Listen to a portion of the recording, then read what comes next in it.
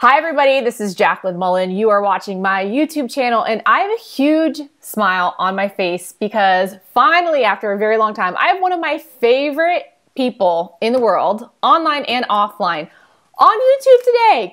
Lynn Adams of kellylynnadams.com. Thank you so much. Seriously, thank you so much for being here. You rock.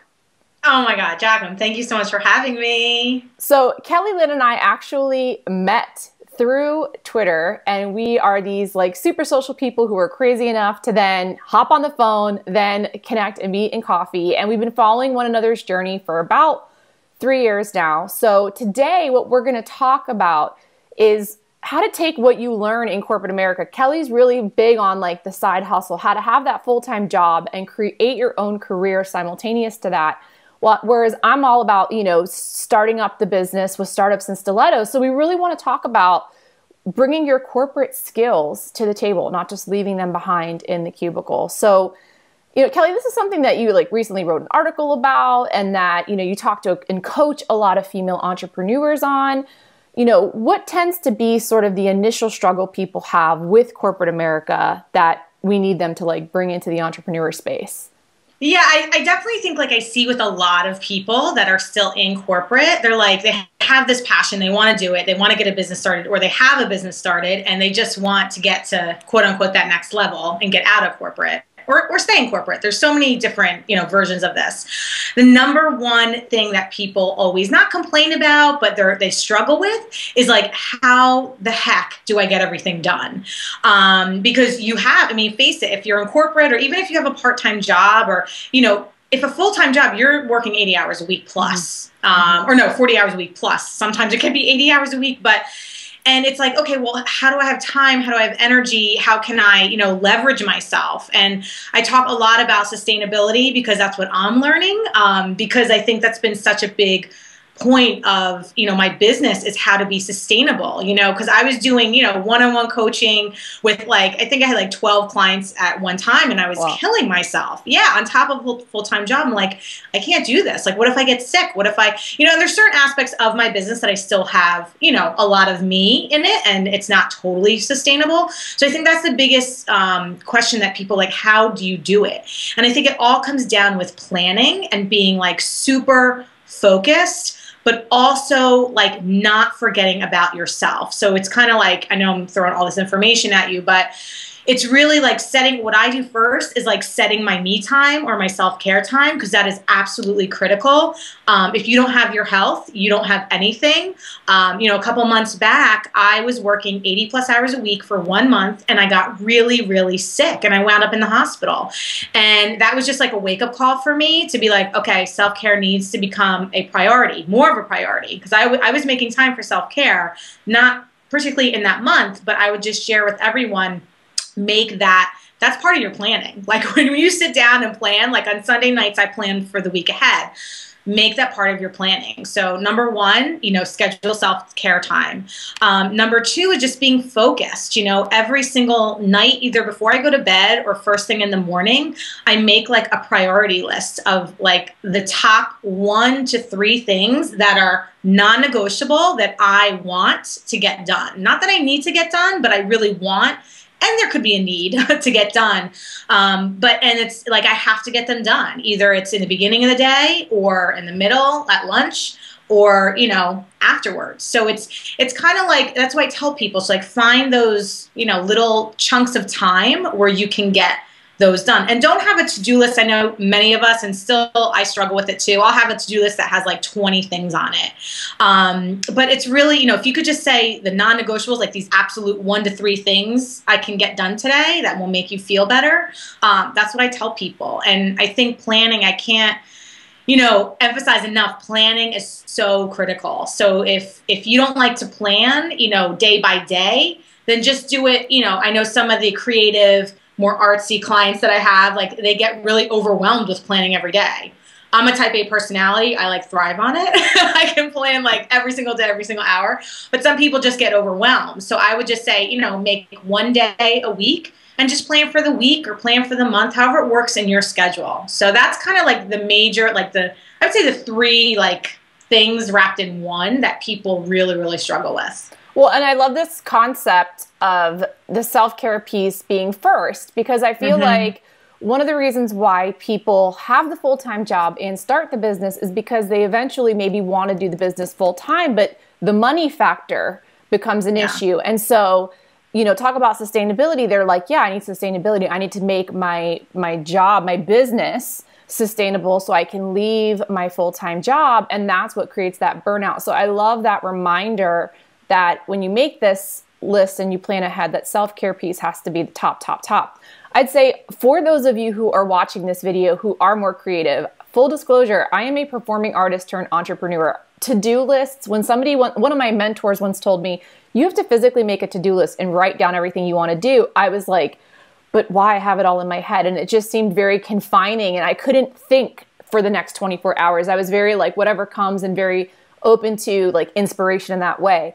But what I did start to do was find some way to be consistent that did not feel monotonous. So it was Monday, Wednesday, and Friday were the days where I had the 1 to 3 things, or I'm not going to lie, like 20 things on this to-do list that had to get done. But the Tuesday and Thursday were the flex days. Tuesdays and Thursdays, I could go out and like maybe do interviews or deal with new business. So give yourself something consistent that you could start with to start getting you in the habit, because guess what? This performing artist turned entrepreneur now has a priorities equals prosperity list that I live by. So I love those tips. I love it. Let's talk a little bit about this time chunking piece, because you brought up that you could do your stuff on break. I was going to ask you, you know, how do these entrepreneurs, how do you work with your clients to find the time? Is it they're going to wake up an hour earlier in the morning? Is it maybe they can approach their employer about working Monday through Thursday so they have Friday and some of the weekend on their business? So I wanted to just get your perspective and take on that, because that's a big part of what we're talking about with the side hustle for sure. Yeah, and I think there's no like one standard answer for everyone, right? Because everyone's in a different place. You know, I have some people waking up earlier. I have people staying up later. I have people doing it, you know, in lunch. I do have some people that are going to their employers and saying, you know, can I work, you know, X amount of hours. So I think it really depends on really what works for you. You can definitely chunk your time, and chunking is, you know, and it's kind of like shifting your mindset too, because, you know, if you say worst case scenario, you can't get lesser hours, or, you know, you just, something's not working out, it's kind of like you have to revisit your why. Like, why are you doing this? Why do you want it? Because that's your key motivator, and then you'll find the time to do it. If your employer won't reduce your hours, you know, if you have to work a standard 40 hours or less or more. But really, it's really about your why and your mindset. And this is why I tell people in business all the time, in the beginning, you're either trading time or money. Right. So any entrepreneur, so you're either trading money, right? So you're a full-time entrepreneur. Maybe you took out a bank loan. Maybe your parents helped you. Maybe you got investors. So you're either trading that money or that time, or that, you know, it's time or money, or you're trading the time with, you know, doing it your own, you know, working a job. So it's kind of like you have to shift your perception. And for me, the easiest thing when I made that switch is I looked at my job as like my secret angel investor, because I didn't want to take out I didn't want to take out a business loan. I didn't want to ask my parents. Like, I wanted to do it by myself. So by myself, meaning I had to still pay my bills. You know, my business wasn't bringing it in, you know, 100%. And, you know, it's a sacrifice. And I think we all make sacrifices in our business at some point or another, especially in the beginning. So yeah, I would just tell people to just look at kind of what you can do and what's feasible in your schedule, but also, you know, revisit your why list, and that maybe like kind of drum up some motivation to either get up an hour earlier, stay up an hour later, do it in between, you know, or even on the weekends. I know some people are like, oh, I don't want to cut touch my weekends. But sometimes, you know, maybe having one day off completely doing nothing, like a Sunday, and then working Saturday. But it's, you know, it's a sacrifice in the beginning. But, you know, I tell all my clients, make 100 reasons why you want to do this, you know, and a lot of them can be money, a lot of them can be purpose, but like really revisit your why list like every 90 days to keep you motivated. Great advice and insights there for sure. And one of the things that you subtly touched on was that do what works for you.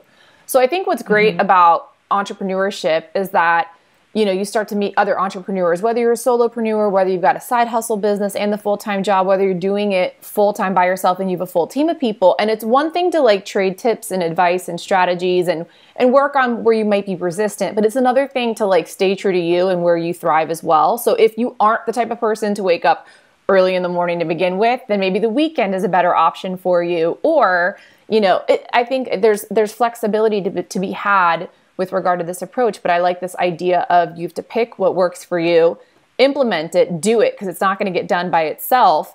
And this 100 reasons why, I think that's something that I need to go do today. I mean, seriously, because everybody runs out of motivation and steam at some point with the holidays, you know, with just in general, like transitions and things come up. So one of the questions I wanted to ask you was that, you know, there's this stigma sometimes associated with corporate America. And there's a reason why certain people really want to leave their cubicle and that corporate culture behind to go and start their own. But when they leave it behind, they leave like everything behind. We're talking about maybe some of the things that they used to do that were a little bit more professional. There just seems to be this disassociation. And my question for you is, what skills can entrepreneurs take that they've learned in the corporate world and apply to their business? Yeah, it's a really good question. And it's so funny because, like, you know, just like a little over a year or two ago, I had so much shame around being like still in corporate. All my friends were 100% entrepreneurs. And I'm like, oh my God, I'm like, I'm not good enough. Like, I'm not 100% entrepreneur. But, you know, I really shifted that because there were so many things that I was learning, especially, you know, working for, you know, big fashion companies, like Fortune 500, very big companies. And I learned a lot of things like being flexible, being patient, you know, certain projects would come up, you know, how to deal with different personalities. You know, you get that. And it's like how to be agile and kind of flexible, you know, when you think something is going, you know, right and you're working diligently and then something comes up and it's like you have to change your whole plan, you know, and there's a lot of things that in my business I brought to corporate as well. So I think it goes both ways that you can learn a lot from corporate. And even just, I think it's the biggest thing is dealing with all these different personalities and being able, like now I feel confident because I'm in front of executives and I can pitch my business and I can pitch my plan to really like anyone, investors. If I wanted to get corporate clients, I can. I know the dealings of how they work. I know what words to use. So I think there's a lot of benefits from being in corporate and, you know, just taking, and that's what I would kind of challenge people that are in jobs, or even if you're a waitress, you don't have to even be in corporate. You could be walking dogs or being a waitress or whatever, cutting hair. Find those, because there's lessons in every sort of quote unquote job, whether it be corporate or something else, that you can bring into your business that to make, you know, you flourish and to make it grow. So I would just say, look, you know, maybe play a game with yourself, like for the week, like what am I going to, I want to, you know, show me something. I want to learn something that I can incorporate into my business that I'm learning, you know, this week, you know, make it a game. So there's so many lessons that I've learned in corporate. It's just crazy. And I constantly just bring them into my business. And it's so helpful, and vice versa. Well, and I like this notion too, because sometimes if you are a solopreneur or maybe even have a really small virtual team, that the dealing with the people, we live in a very online world right now. I mean, we're doing our interview via Skype. So we start to like become a little bit more introverted perhaps, or maybe we start to, if there is conflict, not always have the tools or that preparedness, that practice to resolve it, to communicate, to whatever. So I really appreciate this notion of, you know, dealing with people. And if you've been in any type of job, particularly the corporate environment and corporate setting, remember what you learned there with regard to like collaboration, teamwork, you know, working with different people, identifying people's strengths, identifying people's weaknesses, pairing people up according to those things, all really, really great stuff. So last question for you. What would you say has been like the top lesson if you had to pick one? I know your perspective and your approach is that everything has like a message and a meaning behind it. And we can even just do for like this past year in general with regard to your business, because it's constantly evolving and changing. But for those people who find themselves in a similar situation, a lot of entrepreneurial friends, they are wanting to start their own businesses, but something keeps them kind of anchored in corporate. What would you share and say with them to keep them from judging themselves? Yeah, so I would say two things. The last being the most important, but the first thing is always look at yourself as you are your brand. So I feel like working for fashion companies and, luxury brands and everything, you are your brand. So like how you show up in the day, how you dress, and it's not being judgmental, but it's like how you feel about yourself, because, it's funny. I look at the Kardashians, right? Like they are the epitome of persona. Like their brand is their persona. So like think about it as like every day you wake up and you get a chance to be, yourself, more of yourself, and not to have shame around like that you're still in a job or anything, but like, act it, speak it, think it, visualize it. So I would say bottom line, whatever brand you have, your persona is linked in that brand. You are your brand. Even if you have 10 brands, you're still the core message. The second lesson is so important. I think I learn this like every year. It's having patience. Having patience with people, with clients, that, might not want to sign with you or invest in your products or services. Just patience all around. Patience of, I want to get to that level. I should be there by yesterday and I'm not. So I think like that's the lesson. And I just, for that, I'll get a little spiritual on this, but I really believe that it's always like when I put pressure on myself, I'm like, oh, I need to do it. It's like on my timeline, but it's really like the universe and God. Like it's on someone else's timeline. So you just need to sit back, relax. If you're taking aligned action and you're working on yourself, then your business is going to get to that next level regardless.